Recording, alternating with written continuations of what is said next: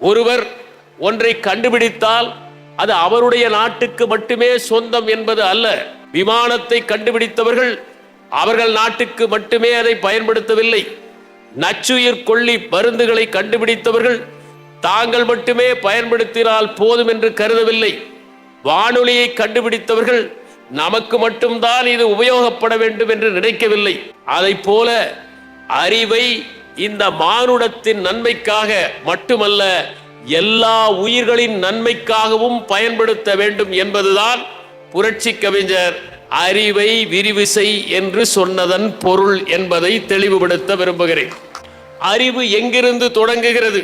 துளியிலிருந்து தொடங்குகிறது கடல், மகரந்தத்திலிருந்து தொடங்குகிறது பழம், விதையிலிருந்து தொடங்குகிறது விருட்சம், புல்லிலிருந்து தொடங்குகிறது பால், மணலிலிருந்து தொடங்குகிறது மாளிகை, கல்லிலிருந்து தொடங்குகிறது சிற்பம், கற்பனையிலிருந்து தொடங்குகிறது கவிதை, தூரிகையிலிருந்து தொடங்குகிறது ஓவியம், அறியாமையிலிருந்து தொடங்குகிறது அறிவு. நாம் எல்லோருமே அறியாமையால் நிரம்பி இருக்கிறோம். ஆனால் அடர்த்தி தான் வேறுபடுகிறது. சிலருக்கு அறியாமை கொஞ்சம் அதிகமாக இருக்கிறது, சிலருக்கு அறியாமை குறைவாக இருக்கிறது. எல்லா உயிர்களுமே அறிவோடு தான் இருக்கின்றன. ஆனால் அறிவிலே படிமநிலை இருக்கிறது என்பதை உணர்த்துவதற்காகத்தான் தொல்காப்பியர் ஒன்றறிவதுவே உற்றறிவதுவே, ஈரறிவதுவே அதனோடு நாவே, மூன்றறிவதுவே அவற்றோடு மூக்கே, நான்கறிவதுவே அவற்றோடு கண்ணே, ஐந்தறிவதுவே அவற்றோடு செவியே, ஆறறிவதுவே அவற்றோடு மனனே, நேரிதின் உணர்ந்தோர் நெறிப்படுத்தினரே என்று குறிப்பிட்டார். எனவே எல்லா உயிர்களுக்கும் அறிவு இருக்கிறது. அறிவு நிலையிலே வேற்றுமை இருக்கிறது. எந்த உணர்வு தூக்கலாக இருக்கிறது என்பதில்தான் அந்த வேறுபாடு இருக்கிறது என்பதை நாம் ஒத்துக்கொள்ள வேண்டும். மனிதர்களில் கூட நாம் சிலவற்றை பார்க்கலாம். சிலருக்கு தொடுகிற உணர்வில் தான் அதிகமான சுகம் இருக்கும். அவர்கள் உடல் சுகத்தையும் மட்டுமே நாடிக்கொண்டிருப்பவர்கள். அப்படிப்பட்டவர்கள் எப்போதும் சிற்றின்பத்திலும் போதைப் பொருட்களிலும் ஆழ்ந்து கிடப்பார்கள். அவர்கள் ஓரறிவுடைய உயிர்களைப் போலத்தான் வாழ்ந்து கொண்டிருக்கிறார்கள் என்று பொருள். சிலர் ருசியாக சாப்பிடுவதில் தான் ஆர்வம் செலுத்துவார்கள். எங்கே எது ருசியாக கிடைக்கும், சுவையாக கிடைக்கும் என்று தேடி தேடி சென்று சாப்பிடுவார்கள். அப்படிப்பட்டவர்கள் இரண்டாவது அறிவிலேயே தங்கிவிடுபவர்கள். நாக்கு என்பது சாப்பிடுவதற்கு மட்டுமல்ல, பேசுவதற்கும் அதுதான் உறுப்பு. சில பேர் பேசுவதிலேயே மகிழ்ச்சி அடைவார்கள். வாய்ச்சொல் வீரர்களாக இருப்பார்கள். அனைவருக்கும் வாக்குறுதி கொடுப்பார்கள், எதையும் நிறைவேற்ற மாட்டார்கள். தங்கள் குரலையே அவர்கள் ரசிப்பார்கள். அப்படிப்பட்டவர்களும் ஈரறிவில் தான் இருக்கின்றார்கள். யார் ஒருவர் தன்னுடைய கண்ணையும் மூக்கையும் நாவையும் செவியையும் தோளையும் சம விகிதத்தில் பயன்படுத்துகிறார்களோ, தேவையான போது அவற்றை கட்டுப்படுத்துகிறார்களோ, எவை எப்போது தேவை என்பதை உணர்ந்து அந்த புலனை தூண்டி விடுகிறார்களோ, அவர்கள்தான் ஆறறிவு படைத்தவர்கள். அப்படிப்பட்டவர்களை மனம் என்பது தூக்கலாக இருந்து மற்ற புலன்களை எல்லாம் கட்டுப்படுத்துகிற கடிவாளத்தை தன்னுடைய கைகளிலே வைத்திருக்கிறது. நாம் ஒன்றை பார்க்கலாம். இனிய இசையை கேட்டால் நாம் கண்களை மூடிக்கொள்கிறோம். ஏனென்றால் பார்வை என்பது இசையை கேட்பதற்கு தடையாக இருக்கிறது. சில நேரங்களில் ஒரு பூவை மோந்து பார்ப்பதற்கு கூட கண்களை மூடிக்கொண்டு இருக்கிறோம். ஏனென்றால் பார்வை என்பது அங்கே தடையாக இருக்கிறது. எந்த புலனை தடை செய்தால் எந்த புலன் தூக்கலாக வேலை செய்யும் என்பதை மனம் தீர்மானிக்கிறது என்பதனால்தான் அது முக்கியத்துவம் பெறுகிறது. மனிதன் மனம் என்கின்ற ஒன்றை வைத்துக்கொண்டு மற்ற புலன்களை எல்லாம் கட்டுப்படுத்துகிறான். யார் ஒருவர் புலன்களை எல்லாம் கட்டுப்படுத்துகிறார்களோ அவர்கள் ஆறாவது அறிவிலே இருக்கிறார்கள். யார் ஒருவர் புலன்களை எல்லாம் கடக்கிறார்களோ அவர்கள் ஏழாவது அறிவுக்குள் பிரவேசமாகிறார்கள்.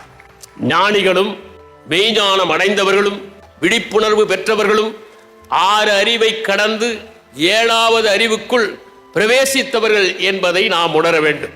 நாம் அறிவை நம்முடைய புலன்களின் மூலமாகத்தான் முதலில் பெறுகிறோம். விடிகளை எடுத்துக்கொண்டால் 80% அறிவு விழிகளின் மூலம்தான் நமக்குள் நுழைகிறது. மனித விழிகளின் விட்டம் 2.5 சென்டிமீட்டர். ஆனால் அது இன்றிருக்கின்ற நவீன தொலைக்காட்சியை விட பல மடங்கு சக்தி வாய்ந்தது.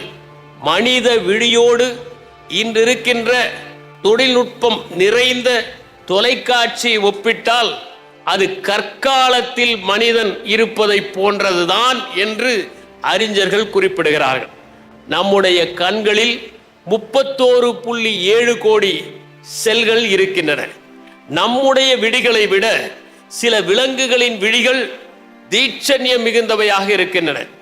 இரவில் கூட அவை பார்க்கிற ஆற்றல் பெற்றவையாக இருக்கின்றன. அதனால்தான் காடுகளில் இரவு நேரங்களில் விலங்குகளை துரத்தி சென்று வேட்டையாடுகின்ற ஆற்றலை அவை பெற்றிருக்கின்றன. வானவீதியிலே வட்டமிடுகிற போது அவை மேலே பறந்து கீழே இருக்கின்ற இரையை வந்து கொத்தி எடுத்து போகின்ற ஆற்றலை பெற்றிருக்கின்றன. மனிதனை பொறுத்தவரை ஆண்களுக்கு இருப்பது ஒரு பைனாக்குலர் விழி. அவன் நேரடியாகத்தான் பார்க்க முடியும்.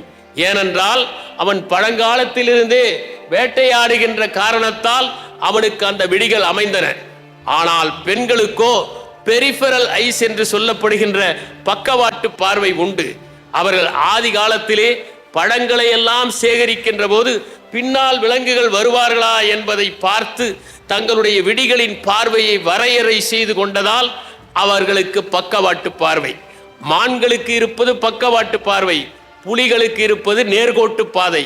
அதனால்தான் பெண்களின் விழிகளை மான்விழி என்று கவிஞர்கள் பாராட்டுகின்றார்கள். ஆண்களின் விழிகள் ஆற்றல் பெற்றவை மட்டுமல்ல, அவை பல தூரத்தில் இருக்கின்ற ஓர் இரையை தேடி தேடி பழக்கப்பட்டவையாக இருப்பதனால்தான் நேர்கோட்டு பாதையிலேயே அவை நெறிப்படுத்தப்பட்டவையாக இருக்கின்றன. இந்த விழிகள் நாளாக நாளாக மங்கிக் கொண்டிருக்கின்ற திறனை கண்டுபிடித்து இதை எவ்வாறு பயன்படுத்த வேண்டும் என்பதை செனக்கா போன்றவர்கள் அந்த காலத்திலேயே ஒரு உருண்டையில் தண்ணீரை நிரப்பி அந்த கண்ணாடி உருண்டையின் வழியாக பார்த்து பார்வை குறைபாட்டை சரி செய்து கொண்டார்கள். 1306ஆம் ஆண்டிலேயே இத்தாலி போன்ற நாடுகளில் மூக்கு கண்ணாடி வந்துவிட்டது.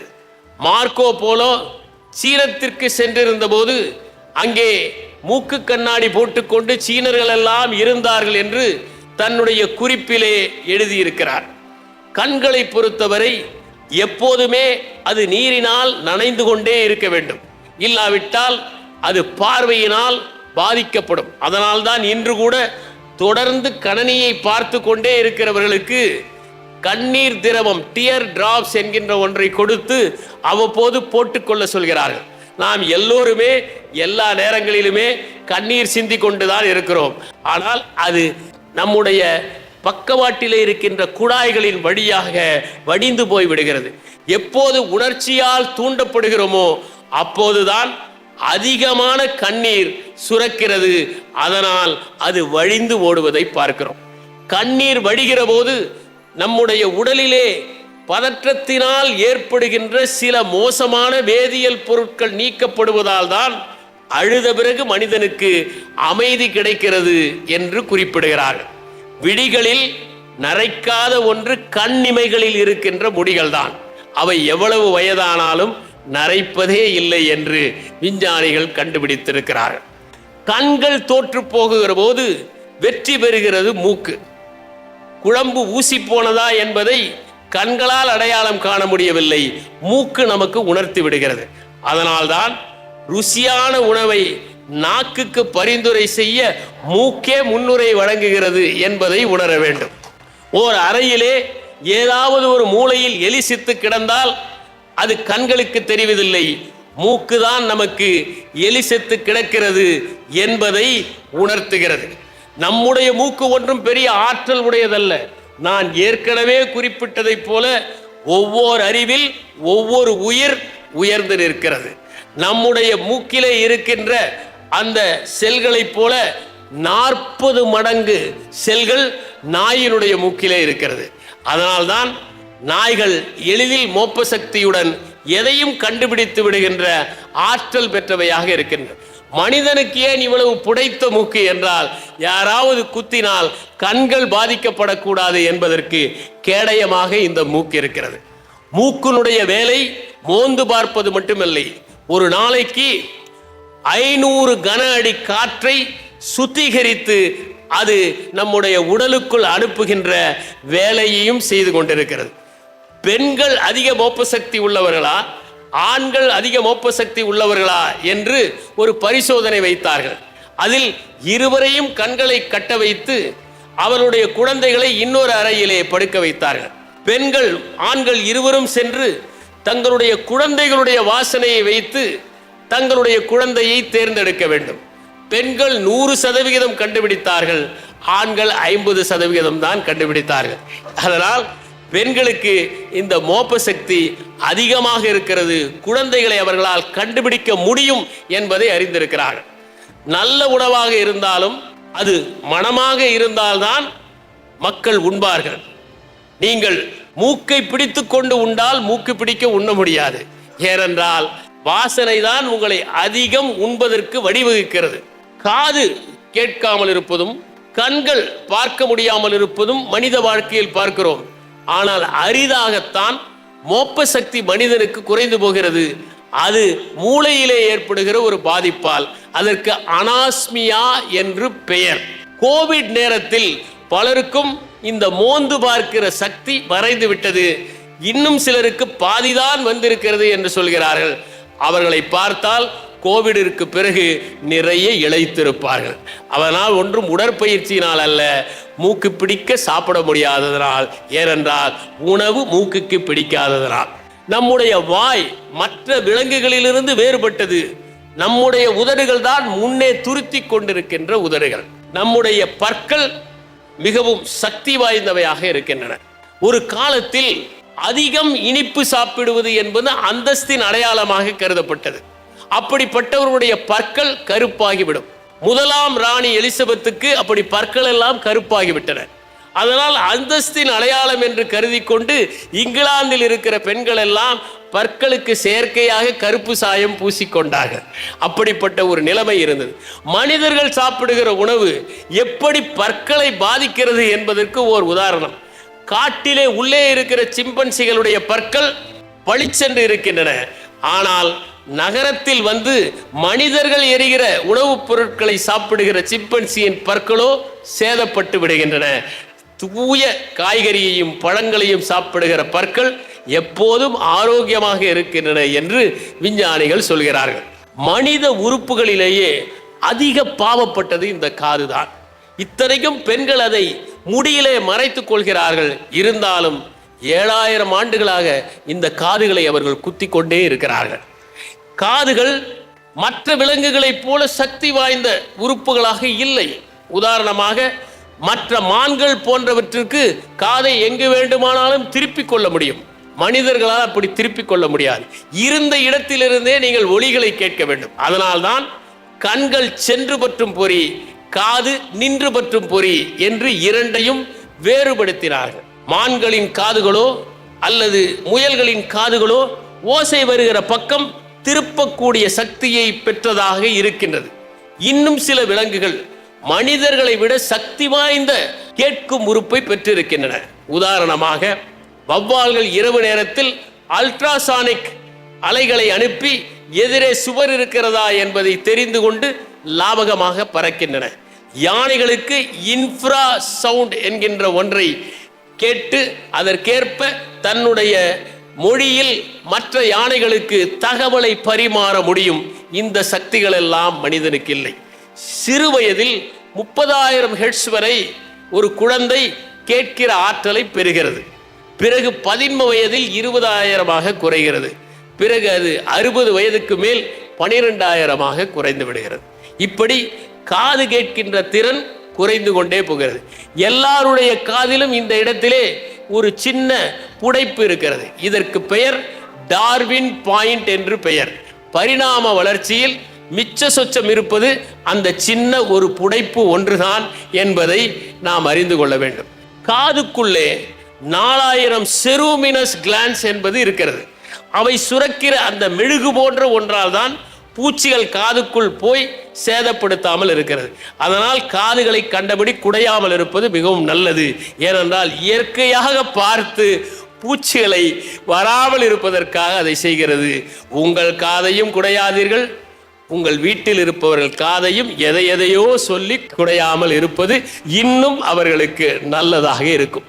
காதுகளை பொறுத்தவரை அந்த இயல்பு என்னவென்றால், அவை பல நெடுங்காலமாக பல்வேறு விதமான துன்பங்களுக்கு உள்ளாயின என்று நான் சொன்னதற்கு காரணம், எகிப்திலே மனைவியின் மீது சந்தேகம் வந்தால் காதை வெட்டி விடுவார்கள். இந்தியாவிலே பழங்காலத்தில் சந்தேகம் வந்தால் மூக்கை வெட்டி விடுவார்கள். மட்பாண்டம் செய்பவர்கள் தான் செயற்கையாக மூக்கை செய்து பொருத்துவார்கள். அப்படி இந்தியாவில் தான் முதலாக ரீகன்ஸ்ட்ரக்ஷன் சர்ஜரி என்று சொல்லப்படுகின்ற பிளாஸ்டிக் சர்ஜரி வந்தது என்று வல்லுநர்கள் தெரிவிக்கின்றார்கள். ஒரு பெண் ஒருத்தி பென்சில்வேனியாவிலே இருந்தார். 17,122 ஜோடி தோடுகள் அவர் வைத்திருந்தார். உலகத்திலேயே அதிகமான தோடுகள் வைத்திருந்தவள் அந்த பென்சில்வேனியா பெண் தான் என்று கண்டுபிடிக்கப்பட்டிருக்கிறது. இப்படி நம்முடைய புலன்களின் மூலமாக நாம் அறிவை பெறுகிறோம். அதிலும் நாம் பெறுகிற அறிவை 3 விதமாக பிரிக்கலாம். தெரிந்தது, அறிந்தது, புரிந்தது. தெரிந்தது என்றால் அது ஒற்றை பரிமாணத்தை மட்டுமே அறிவது, மேலோட்டமாக ஒன்றை அறிந்து கொள்வது, சுற்றளவோடு நின்று விடுவது. உதாரணமாக, ஒரு புத்தகத்தின் பெயரை சொன்னால் தெரியும், யார் எழுதினார் என்றால் தெரியும். ஆனால் என்ன எழுதப்பட்டிருக்கிறது என்பது தெரியாது, எதற்காக எழுதப்பட்டிருக்கிறது என்பது தெரியாது. பெயர்களை மட்டுமே தெரிந்து வைத்திருப்பது. அடுத்தது அறிந்து வைத்திருப்பது. அது ஒரு பொருண்மையின் சகல பரிமாணங்களையும் அறிந்து கொள்வது, ஆழமாகவும் விரிவாகவும் ஒன்றை அறிந்து கொள்வது. அது கடன் வாங்கிய அறிவாக இல்லாமல் கை கொள்கின்ற அறிவாக இருக்கும். அது மேலோட்டமாக இல்லாமல் மையத்துக்குள் செல்வது. படித்ததை மற்றவற்றோடு தொடர்பு படுத்தியும் வாழ்க்கையோடு தொடர்பு படுத்தியும் ஒன்றை அறிந்து கொள்வதுதான் அறிந்து கொள்வது. அவ்வாறு அறிந்து கொள்வது என்பது இன்னும் ஆழமாக இருக்கின்ற காரணத்தால் மையத்துக்குள் செல்கின்ற அறிவாக இருக்கிறதே தவிர அது வெறும் சுற்றளவோடு நின்று விடுகிற ஒன்று அல்ல. அடுத்ததாக புரிந்து கொள்கிறது. புரிந்து கொள்வது என்றால் ஒன்றை பற்றி அறிந்து கொள்வதோடு நின்று விடாமல் அதை எவ்வாறு பயன்படுத்த வேண்டும், அது மானுடத்திற்கு எவ்வாறு பயன்படும், மனிதர்களின் துன்பங்களை எவ்வாறு அது துடைக்கும், துயரங்களை எவ்வாறு போக்கும், அவர்கள் வழிகளை நீக்கும் என்பதை தெரிந்து கொண்டு செயல்படுவதுதான் புரிந்து கொள்வது. தெரிந்து கொள்வது என்பது மேலோட்டமானது, அறிந்து கொள்வது என்பது ஆழமானது, புரிந்து கொள்வது என்பது செயல்படுத்துவது. அறிவின் நிலைகளை 4 விதமாக பார்க்கலாம். ஒன்று, புள்ளி விவரங்களாக தெரிந்து கொள்வது. ஒருவரிடம் புள்ளி விவரங்களை கொடுத்தால் அவருக்கு ஒன்றும் புரியாது. நான் ஒரு கவிதையை படித்திருக்கிறேன். நாங்கள் அளவெடுப்போம், ஆனால் தைக்கவே மாட்டோம். நாங்கள் எண்ணுவோம், ஆனால் ஒன்றும் செய்ய மாட்டோம். நாங்கள் கணக்கிடுவோம், ஆனால் பயன்படுத்த மாட்டோம். அப்படி புள்ளி விவரங்களை மட்டும் ஒருவரிடம் கொடுத்தால் அவர்களுக்கு எதுவும் புரியாது. அந்த புள்ளி விவரங்களை வகைப்படுத்தினால் அடுத்தது கிடைப்பது தகவல். அந்த தகவலை ஒருவரிடம் கொடுத்தால் அவருக்கு அது தகவலாக தெரியுமே தவிர அதிலிருந்து என்ன செய்வது என்பது புரியாது. ஆனால் வகைப்படுத்தப்பட்ட புள்ளி விவரம் தான் தகவல். ஆனால் அந்த தகவலில் இருந்து மக்கள் தொகை அதிகரித்திருக்கிறதா, குறைந்திருக்கிறதா, மக்கள் வருமானம் அதிகரித்திருக்கிறதா, குறைந்திருக்கிறதா, ஒரு பொருளின் பயன்பாடு அதிகரித்திருக்கிறதா, குறைந்திருக்கிறதா, விலைவாசி அதிகரித்திருக்கிறதா, குறைந்திருக்கிறதா என்றெல்லாம் நாம் வகைப்படுத்துவதுதான் அறிவு, நாலேஜ் என்பது. அந்த அறிவை மட்டும் வைத்துக்கொண்டு எதுவும் செய்ய முடியாது. மக்கள் வறுமை கோட்டின் கீழே இருக்கிறார்கள் என்றால் அவர்களை எவ்வாறு உயர்த்துவது, அவர்கள் பொருளாதார நிலையை எவ்வாறு மேம்படுத்துவது, அவர்களை எவ்வாறு செழிக்க செய்வது, அவர்கள் வாழ்க்கையை எவ்வாறு மேம்படுத்துவது என்றெல்லாம் யோசித்து களத்திலே சென்று திட்டங்களை செயல்படுத்தி அவர்கள் வாழ்க்கையில் மறுமலர்ச்சியை ஏற்படுத்துவதுதான் ஞானம் என்பது. புள்ளி விவரத்தில் இருந்து தகவலுக்கு சென்று அறிவை பெற்று ஞானமாக மாற்றுகிற போதுதான் அறிவு விரிவு ஆகிறது என்பதை நான் தெளிவுபடுத்த விரும்புகிறேன். அறிவை பெறுவதற்கு முன்னால் ஒருவர் தன்னை உணர வேண்டும்.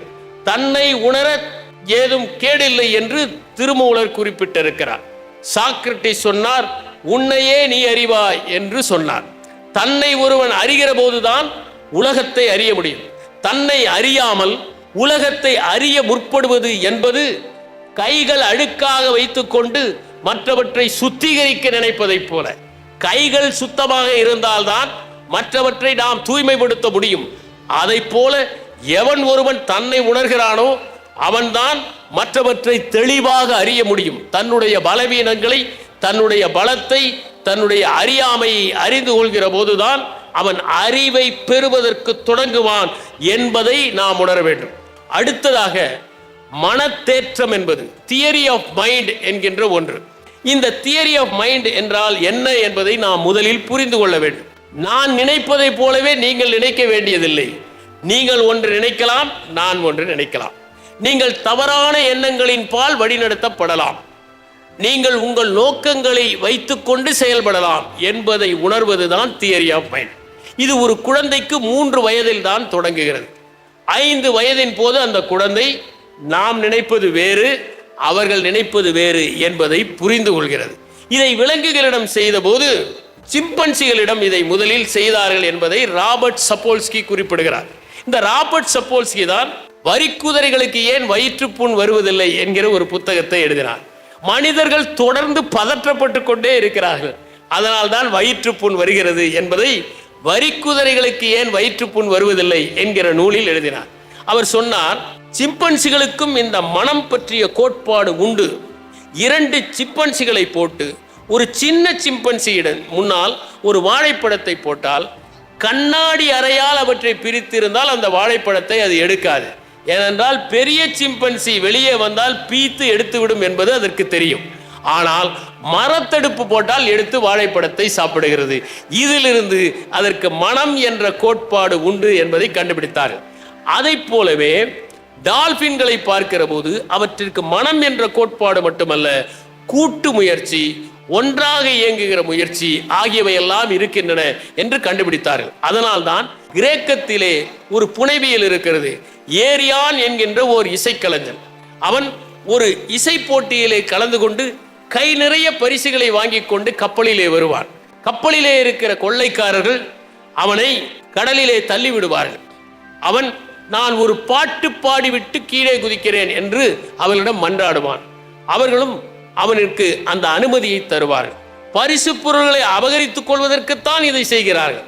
அவன் ஒரு இனிமையான இசையை தன்னுடைய இசைக்கருவியிலே இசைத்து விட்டு கடலிலே குதிப்பான்.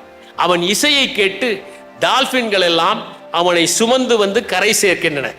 அந்த மன்னன் இந்த தகவலை தெரிந்து கொண்டு அந்த கடற்கொள்ளையர்களை எல்லாம் பிடித்து தண்டனைக்கு உட்படுத்தினான் என்று கிரேக்க புனவியலில் உண்டு. ஏனென்றால் டால்பின்களுக்கு இந்த மற்றவர்கள் மனமும் நம்முடைய மனமும் வேறுபட்டிருக்கிறது என்பது மட்டுமல்ல, ஒன்றாக இயங்குகின்ற அந்த கோட்பாடும் இருக்கிறது என்பதை அவர்கள் கண்டுபிடித்தார்கள்.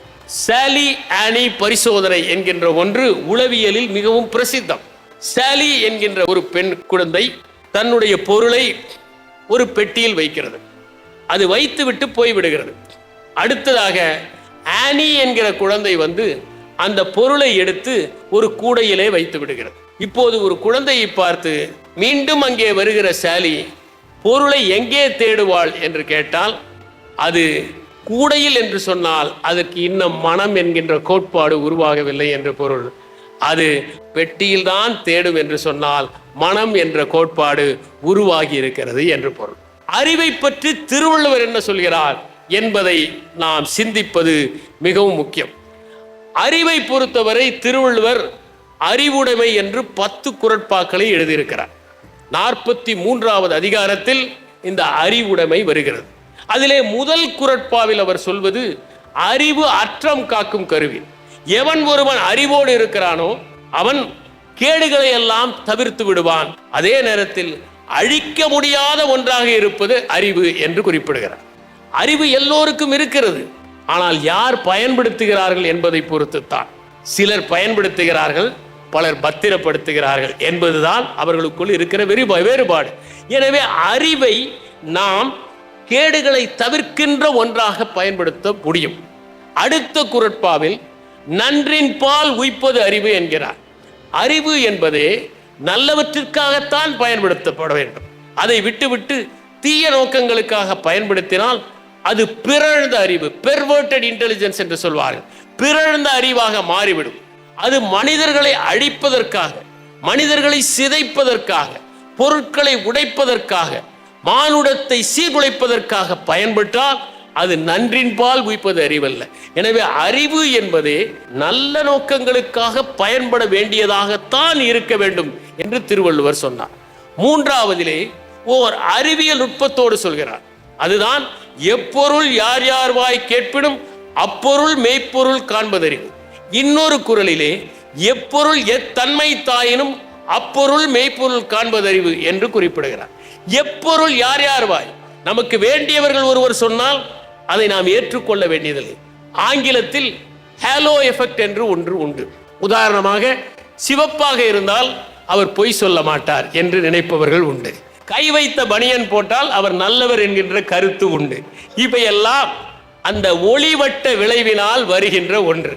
அதனால் நாம் சிலர் நமக்கு பிடித்தவர்களாக இருந்தால் அவர்கள் சொல்வதெல்லாம் உண்மை என்று நினைக்கிறோம். அப்படி நினைக்க கூடாது.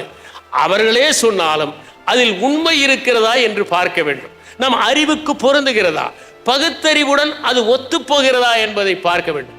யாரோ ஒருவர் சொன்னார், அவர் பெரிய விஞ்ஞானி என்றால் அவர் சொல்வதெல்லாம் சரியாக இருக்க வேண்டும் என்கின்ற எந்த விதமான பொருளும் இல்லை. அதனால்தான் புத்தர் சொன்னார், நானே சொன்னால் கூட நீங்கள் ஏற்றுக்கொள்ளாதீர்கள், தயவு செய்து உங்கள் அறிவினால் அதை பரிசோதனை செய்யுங்கள், உங்களுக்கு அது ஒப்புதலாக இருக்கும் என்றால் அதை ஏற்றுக்கொள்ளுங்கள் என்று சொன்னவர் புத்தர்.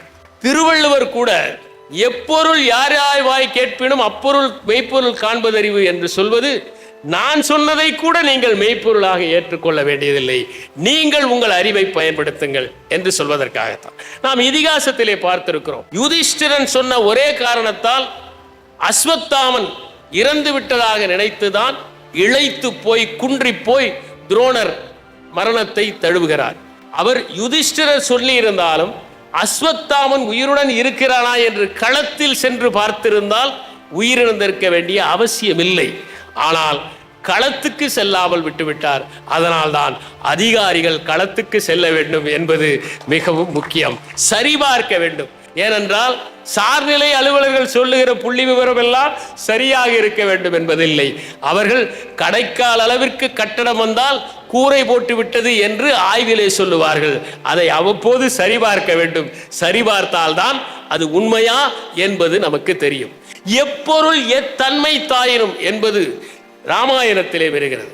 தசரதன் தூரத்திலிருந்து ஒரு சத்தத்தை கேட்கிறான். அது உடனே அது யானை தான் தண்ணீர் அருந்துகிறது என்று நினைத்து விட்டான்.